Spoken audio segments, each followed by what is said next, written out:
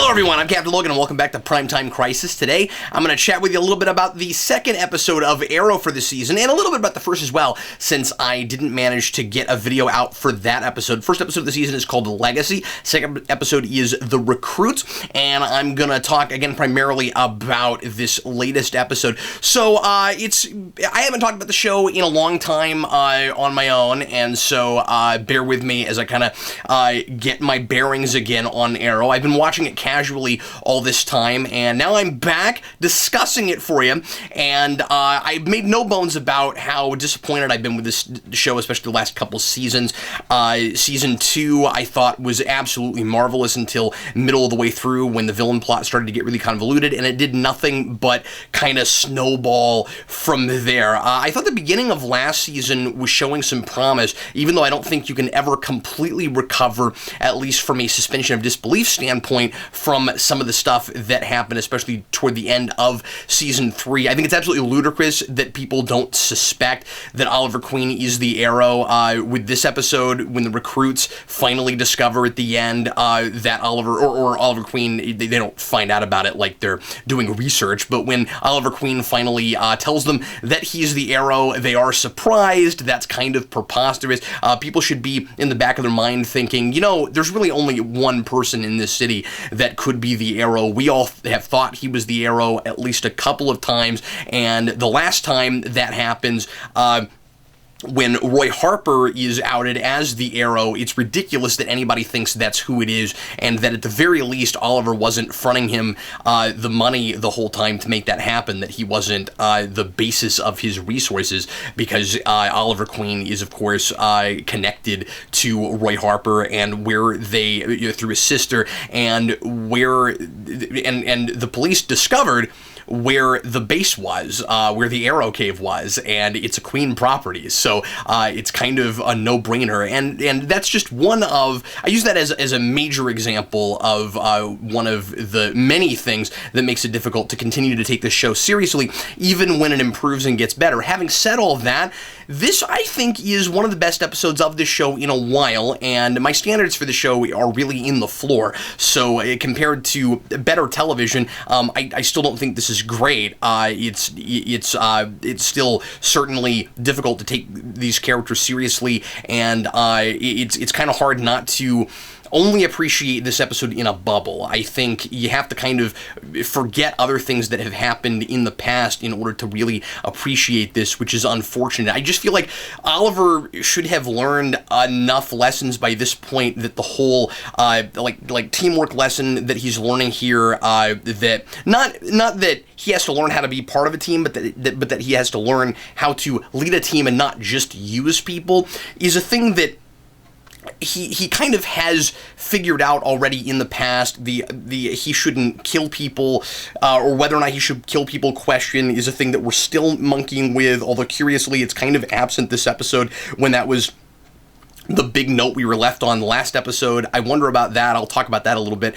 as we go through this. But like I said, I kind of think I have to sort of ignore the past, and I feel like the show is asking me to, which is a problem, in order to really appreciate what I'm looking at here. Oliver really should have gotten over a lot of this broody and angstiness, and we're trying to act like the source of a lot of that is the death of Laurel.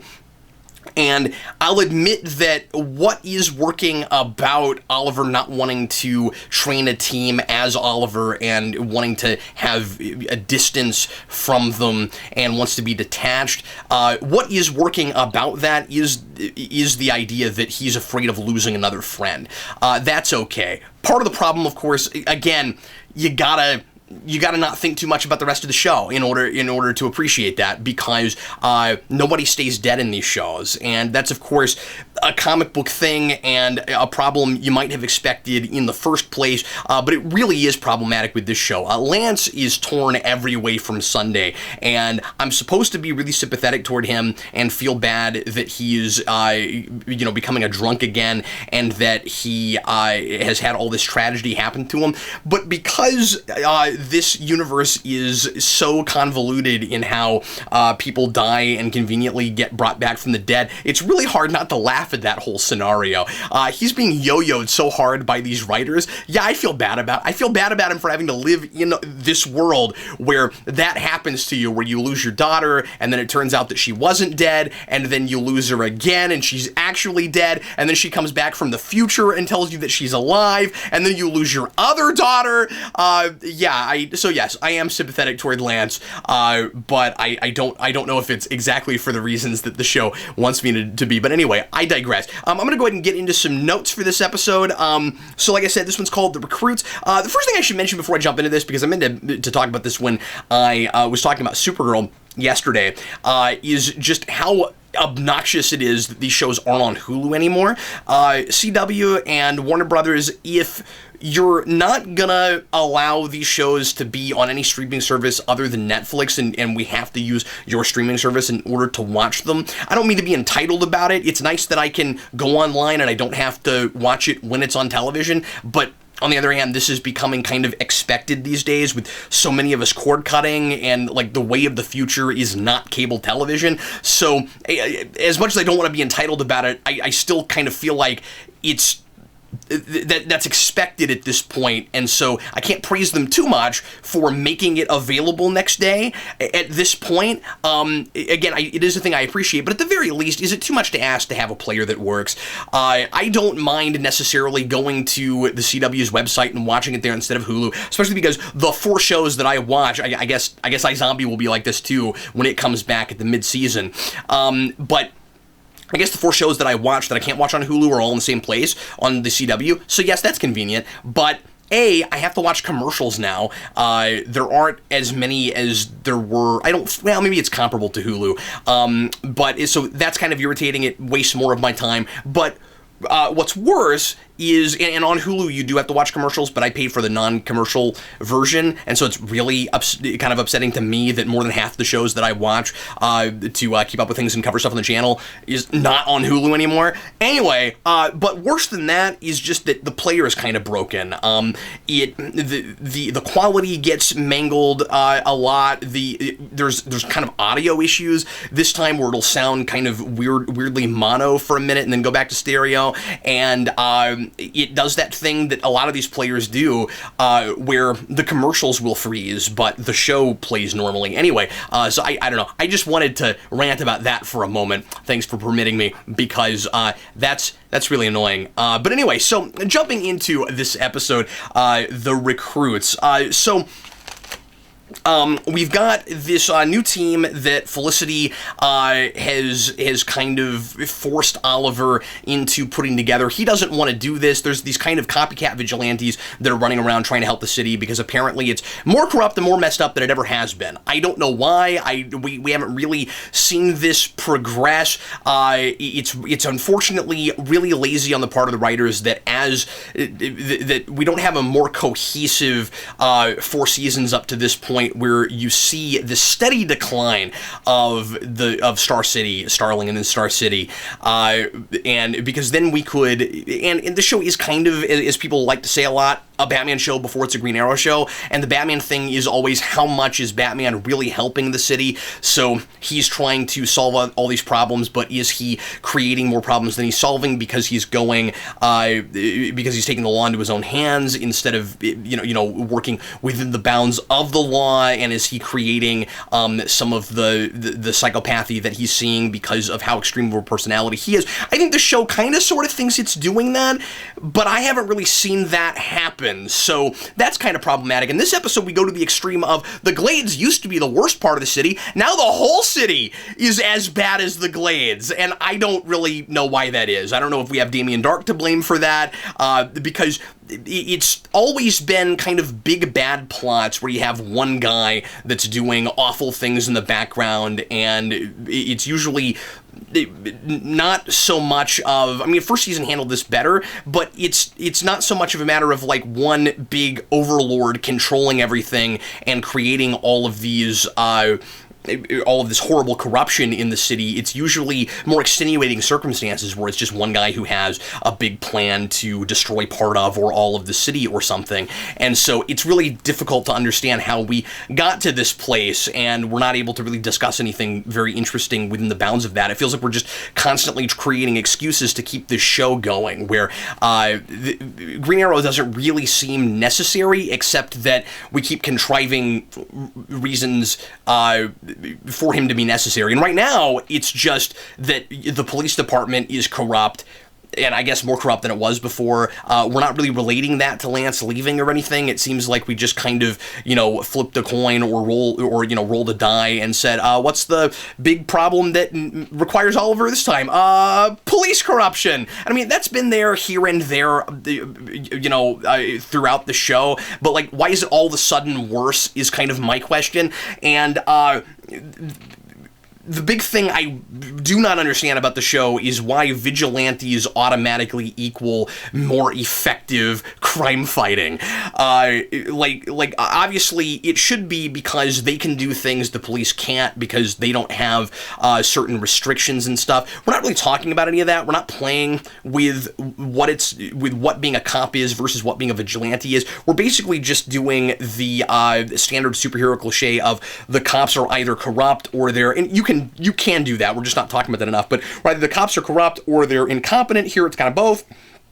And we have these ridiculous discussions where it's like Oliver has to, in this episode, protect a free clinic, and there's like a whole bunch of exits, and he's like the police aren't equipped to deal with this problem, so we have to deal with it, or I have to deal with it by myself. And then Felicity's like, well, you should bring these newbies that aren't even remotely ready to go in the field. What could possibly go wrong? Which, of course, is preposterous in and of itself. And then my big question is, regardless of how corrupt the cops are, what is it? Like, you can't trust them to stand in an exit and try to stop bad guys from coming through it? Why are vigilantes more useful for this than the cops? So it seems like we're doing this kind of absurd thing where the vigilantes always win because the writers say they do, the script says they do, and that's why they're more effective than the police.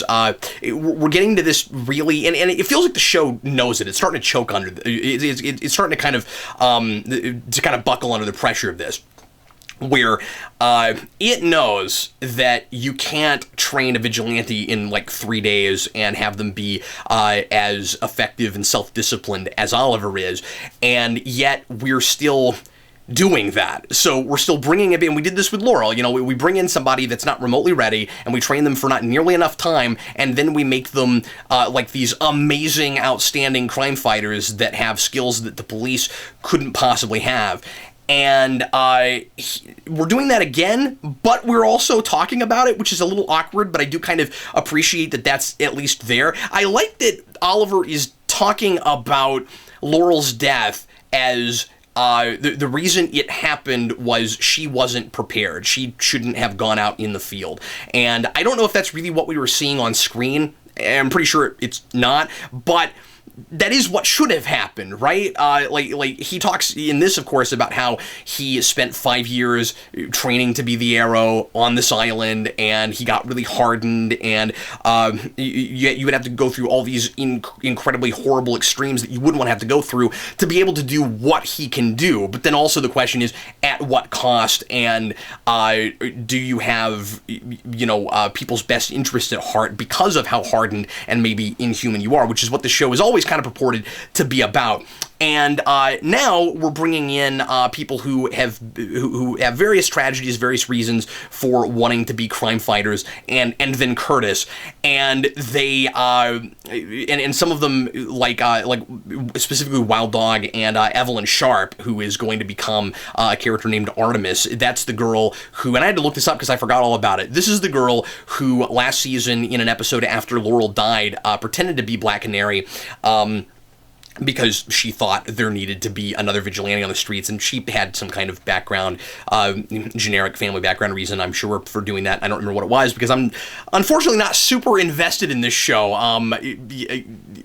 Sorry, I wish I was. By the way, for folks that are wondering why we still talk about the show on the channel when we are mostly kind of tend to be dogging on it, it's because we talk about all the other superhero show, or most of the other superhero shows, and I think right now, yeah, all the superhero shows, there's occasionally a comic book thing that we won't keep up with because we just don't have enough manpower, enough people that are interested in certain shows. But as far as the superhero stuff, we're covering everything, and we started with Arrow, and I'm always waiting for this show to get better, even though I don't think that it's ultimately entirely salvageable. It could certainly get smarter and more enjoyable. And but like I said, I think this episode, it's kind of beginning to get there to a degree, but I don't want to be duped, because I felt this way at this point last season also, and then it ended up being as much of or more of a train wreck than season 3 was, to the point where it's lost a lot of viewership. Famously now, it lost its Reddit. People were so angry with the end of last season. I don't know why it took people so long to finally turn against this show.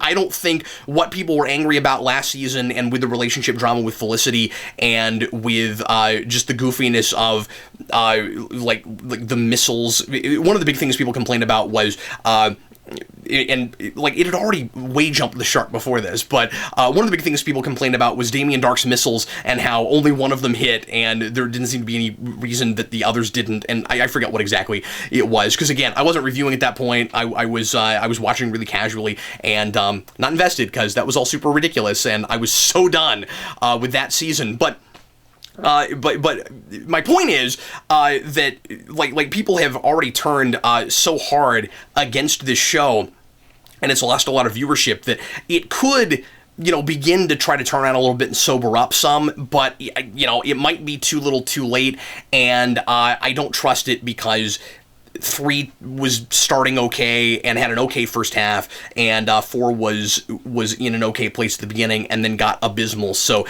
that certainly could happen again here. Let me mention real quick while I'm there with ratings that the first episode of this season was down 20% from last season's finale, and had a 1.9 million showing to Supergirl and Flash's almost even 3 million. Flash, surprisingly, was almost a full percentage point above Supergirl in its ratings, which I'm really surprised about with that move from CBS to CW. I'll have to look at the numbers from last year and see if that's where it was sitting at CBS, because if that's as well as it was doing there, I totally understand why they couldn't afford to keep that show on the air.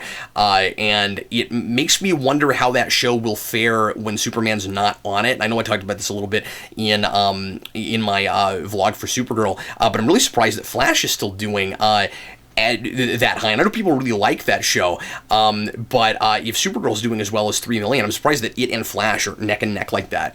But anyway, so this really needs to be the last season of the show, and I would be saying this even if it was great. It feels like a thing that from the beginning, it was kind of formatted to be a 5-season show, and even if they thought, maybe we could continue on if the show was popular enough to keep going, and of course, at the beginning, there was no reason to necessarily assume it would even get a second season. And now look where we are. It's really interesting. This show and now the CW shows have really changed the whole landscape. But at the beginning, there was really no reason to think it would even get its whole 5 years. And now that it has, and that we've had this framing device, regardless of how effectively or ineffectively it has worked throughout the years, of the island stuff and paralleling what Oliver went through on the island and what he's going through now, and trying to create, and again, it hasn't been great at it, but trying to read this progression of Oliver going from vigilante to superhero. It really would make a lot of sense to have this be a finite 5-season show, especially because as I said earlier, I feel like we've had to really force reasons to keep this show on the air, and there's no reason to do that after the 5th season. So if the ratings are as low as they are, it would be a really good time to end it, because it wouldn't even look like a cancellation necessarily. You could really easily say or play it like this was the plan all along, and I'm not condoning lying if that wasn't the plan on the part of the CW, and I don't think anybody would really believe that, but I'm just saying that, like, you could really play it in the show. I don't even mean in interviews and stuff. You could really play it in the show like this is the definitive ending for the series. This is when it should be over. So that's kind of what I hope will happen, and since it's not faring real well in the ratings, since it has a whole, there's a whole million people watching the other two shows. I'm not assuming they're necessarily the same people, but it is curious that those numbers line up. Like especially because Flash and Supergirl crossed over that last season. I wonder how much of that million is the same number, is the same people. But anyway, there's a whole million people that are watching Supergirl and or Flash and are not watching Arrow. Perfect time to put it to bed. And since we have these other shows, and we might be getting more, and we're kind of sort of rotating cast in and out of Legends, and who knows if that'll get another season. You can still use characters from this show and put them in other places.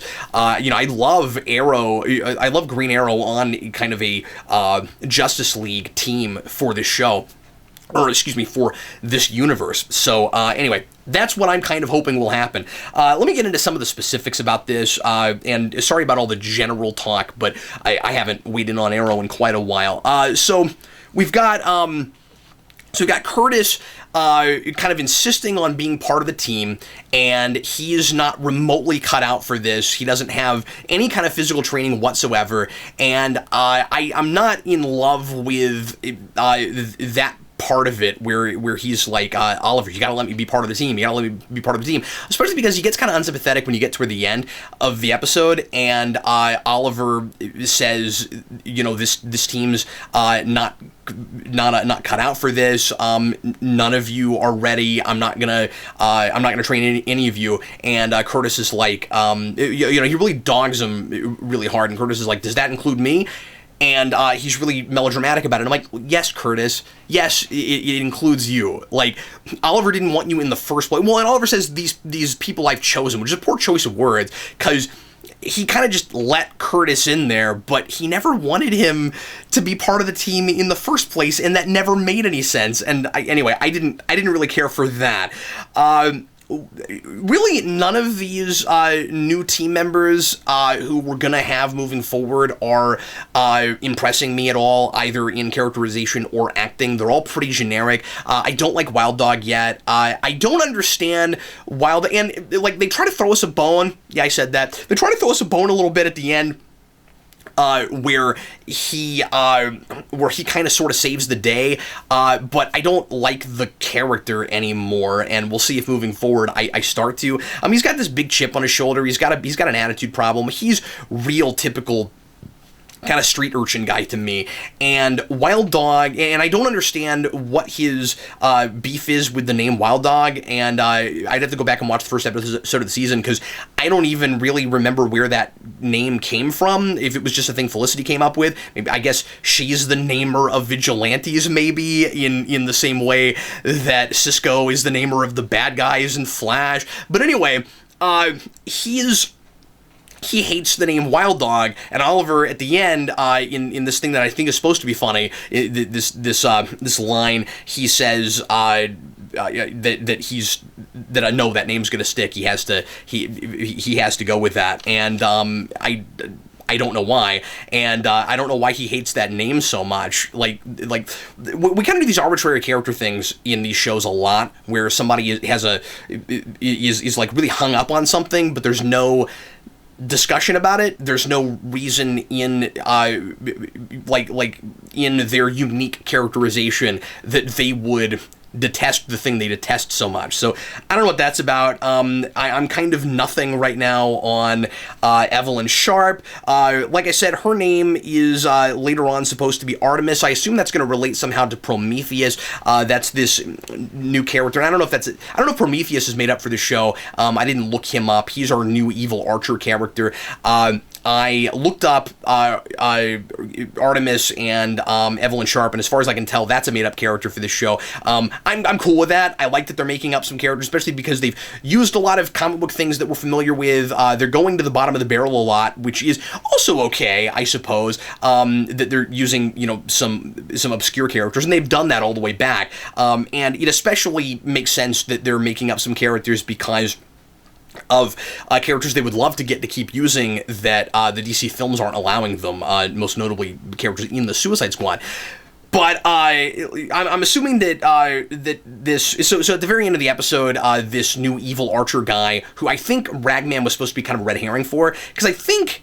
Or did he not have a bow and arrow in the first episode that actually was Prometheus, and they both in shadow kind of look like the same character? I think maybe that's what's going on. I'm not sure, and I only watched these episodes once, so feel free to correct me in the comments. That's always fine. But I think it's probably maybe like he's going to end up being her arch nemesis or something, because just the Greek mythology god names. We got Artemis and we've got.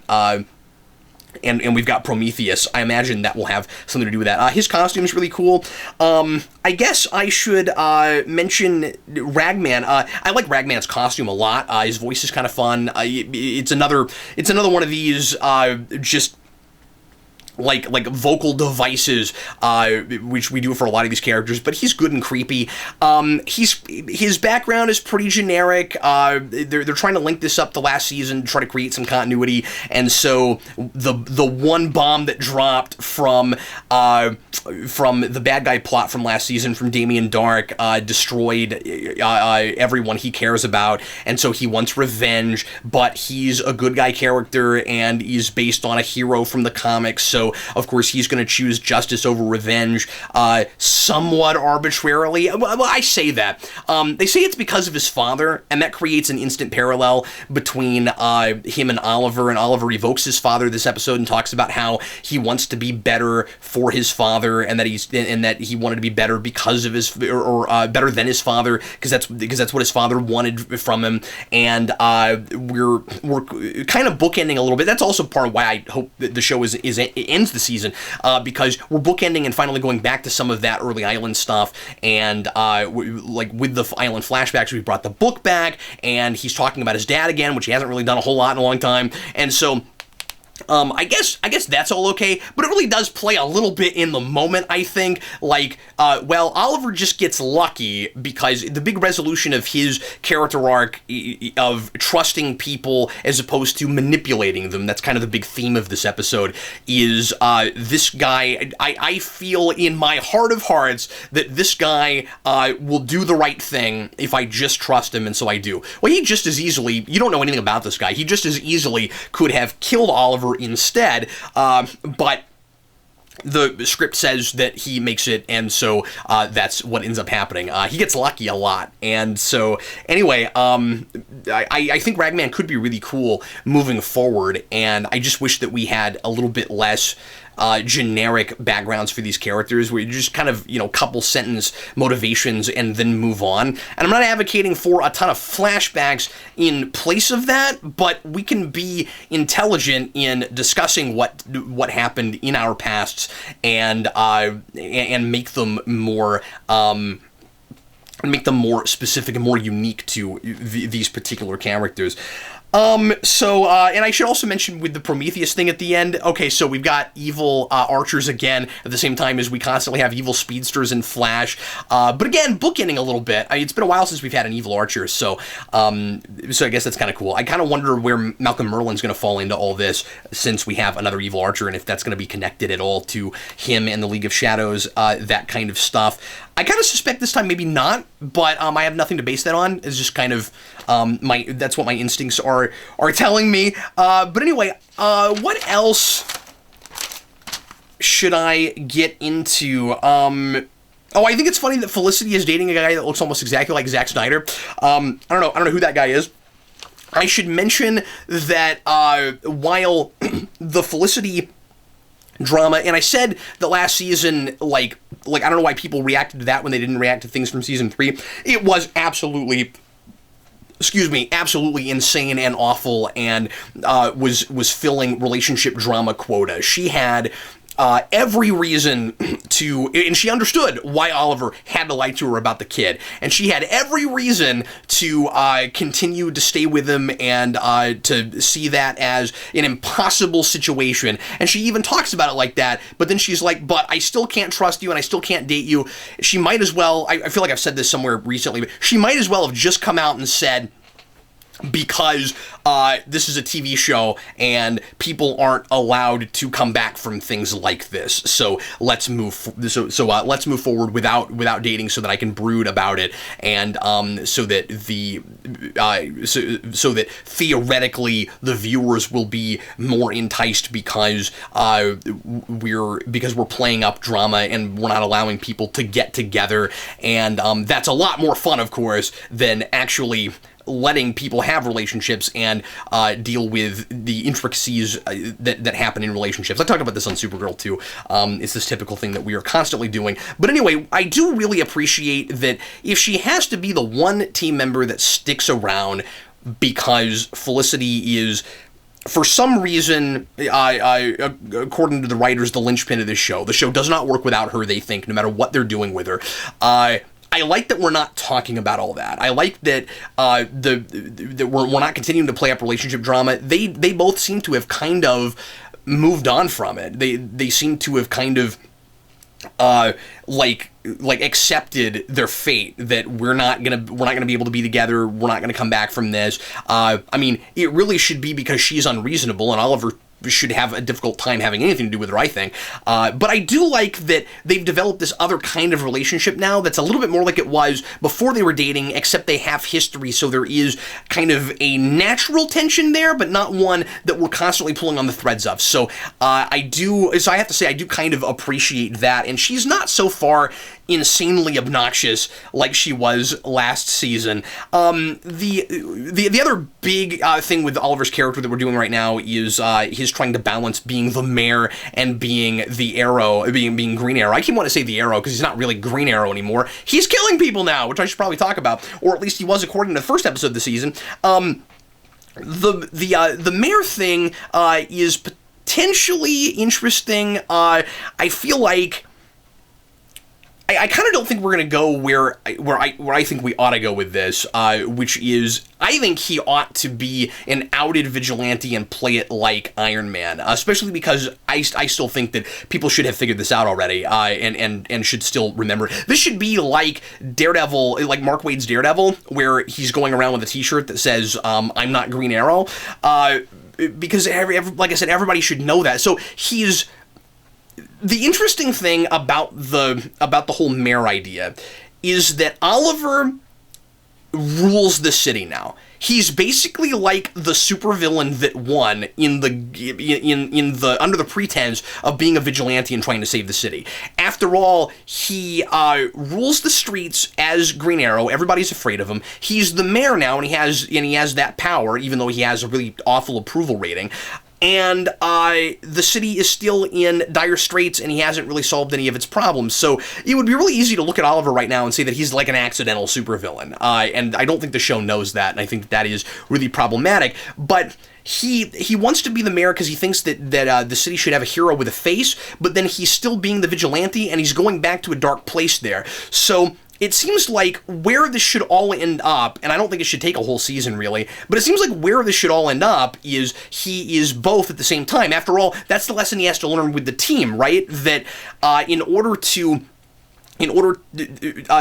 expect them to trust him, he has to let them in. He has to let them in, and he has to be a leader by telling the truth, by being transparent. Maybe that's the lesson he should learn also as the vigilante. The big thing that Felicity keeps telling him, and we're laying this on real thick, but it's okay, is that he's got to be Oliver first. That the vigilante is kind of in the past and what he used to be, and like the good Oliver Queen has always kind of been in there, but he keeps forcing this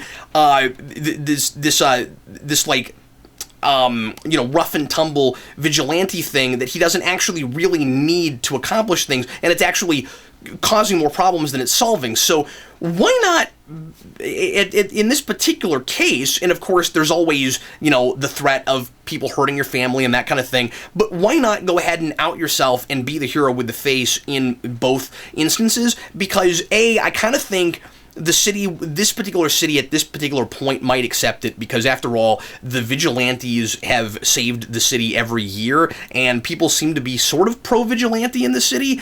Maybe I'm wrong about that. Maybe we don't make that clear enough, but I kind of think you could sort of get away with it. I mean, I'm sure some people, or at least they should, would feel like, okay, or would like connect the dots and be like, okay, you're actually causing some of the problems that you were solving. But people are stupid in this world, so maybe you could get away with it. But I also think that at this point, all of his friends and family can take care of themselves, and they've been vigilantes in their own right, and they're already in positions where they're taking risks and it might be dangerous. Now that Thea's kind of a public servant and she's practically running the city by herself right now, which is kind of interesting. I like how grown up she looks right now. She's having to kind of do Oliver's mayor job for him, because even though he wanted to be the hero with a face, he's still doing everything as the vigilante and not doing the job as the mayor. Hopefully we do more stuff with that moving forward.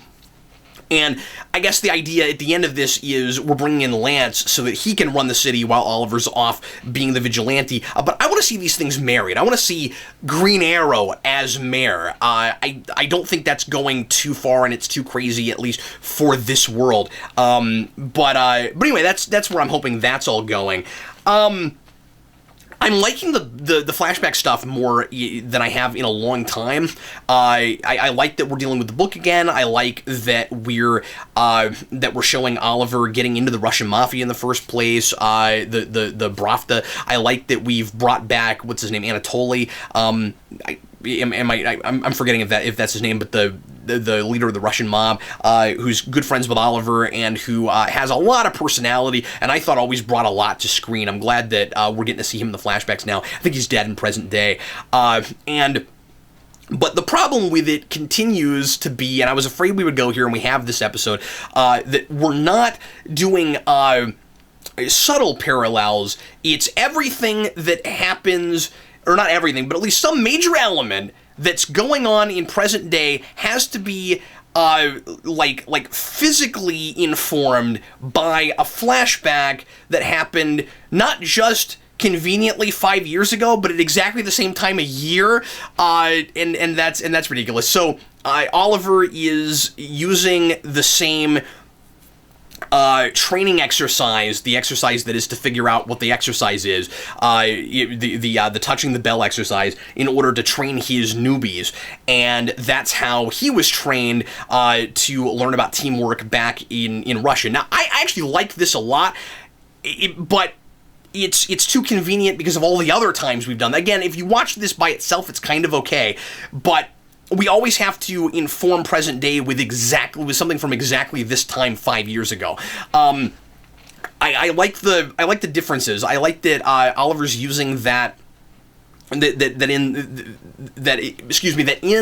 the past it was you have to learn that you can't do everything on your own, and that other people are necessary. You have to use them to get your goals. And he's using that same exercise now to show his newbies that they need to learn how to work together as a team, not to take advantage of each other. And of course, the big missing link is leadership, and that's kind of the big thing that he's supposed to learn by the end of this. It's it's all really obvious. There's not a lot of analysis to do, but it's a little smarter than this show has been in a while, I have to say. And I also really appreciate how dense this episode. I think it's getting a lot done. I don't like the Diggle stuff. Diggle seems to always get himself into these kinds of situations. Just immediately going back to the military, he's already being played by the government or by someone in the government. This time, kind of a bad guy general who is, and I guess the reason he's supposed to be at least half sympathetic is because he's looking for a way to control, so that the government can control metahumans and magic, and he's having to throw Diggle under the bus for this. He's having to do some awful illegal activity, including killing people in his regiment, which I will admit is an okay parallel to what's going on with Oliver, where this guy has kind of that Russian mob mentality, and this kind of ends justifies the means thing, and the you can't trust anybody but yourself thing, in using soldiers under the pretense of serving their country in order to get whatever he wants or thinks needs to happen. And I just think Diggle is kind of naive for falling into this again, especially because he has this cringeworthy line to this guy he's trying to teach about courage and how to control your fears and stuff in his army regiment, where he says that the chain of command is really nice because you don't have to worry about the morality of the thing. Oh, really, Diggle? So you let somebody else deal with the right and the wrong, and you just trust them and expect that it's all going to work out and that they have everyone's best intentions at heart. Really? After what happened with Hive and with Amanda Waller, and really? No. So anyway, that whole thing I think is kind of ridiculous. He's in a really bad spot at the end of this episode. I assume we'll probably have some tedious Oliver has to go save him from the government kind of episode here in an episode or two. I guess we'll find out. But anyway, there's that. There's a thing about Flash I want to mention real quick, that... Oh, and then I should talk about the whole Oliver is killing people thing, because I haven't talked much about the first episode, and it's, by the way, much worse than this. But I'll do that in a second. I want to mention a Flash thing real quick, which is... the Flashpoint thing has changed random, mostly, like, character relationship things. I'm not real impressed with it, to be honest with you. I know a lot of people are liking Flash right now more than I am. I was not happy with that whole thing. And one of the things we found out in the latest episode of Flash is that there's a token change in the Arrow side of things, which is that Diggle had a son instead of a daughter.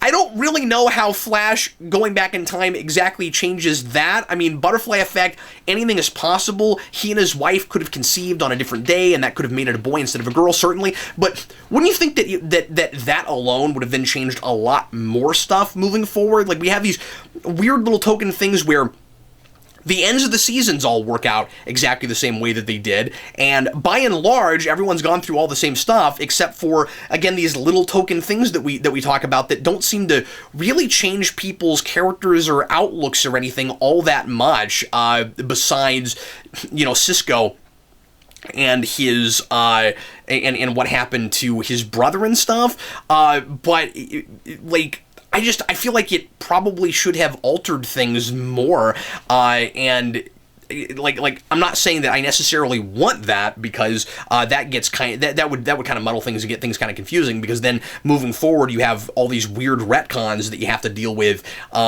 each season of a show that doesn't have anything to do with Flash. So it's very difficult to do that story and not